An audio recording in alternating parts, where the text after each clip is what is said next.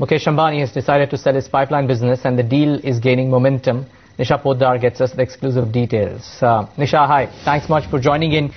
Fill us in on the story, and does the listed Reliance Industries get affected by virtue of this?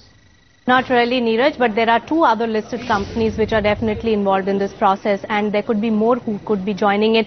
What I gather from my sources is that Mukesh Ambani's closely held company, which is RGTIL, which is into gas pipeline business, which is Reliance Gas Transportation Infrastructure Limited, which is a closely held company, that is up for sale, and Mukesh Ambani seeks to gain at least 10,000 crore rupees as part of valuation through this sales proceed. What I also gather from my sources is that the PSUs like GAIL as well as Oil India are the two companies which have reportedly submitted their expression of interest as far as this particular asset is concerned. Now, the valuation differential is something that both the companies and both the parties are discussing and are in hectic discussions with the bankers who are advising Mukesh Ambani on this deal as well. What I gather is that JP Morgan, Citigroup are the two international bankers as well as the Indian SBI caps. These are the three banks which are advising Mukesh Ambani on this particular deal.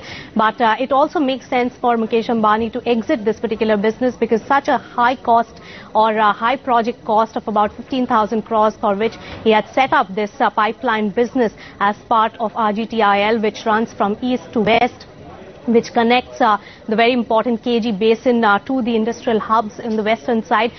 This particular pipeline is up for sale because Mukesh Ambani is clearly not seeing enough value in this proposition, especially with gas output going down, and also tariffs for gas transportation has been regulated. Remember, at the time when he started this particular business, gas transportation tariffs were not regulated. So now it doesn't make much of a sense, but then for some of the PSUs like GAIL, it could make a lot of sense because it will complete that portfolio as far as big gas pipelines in India is concerned.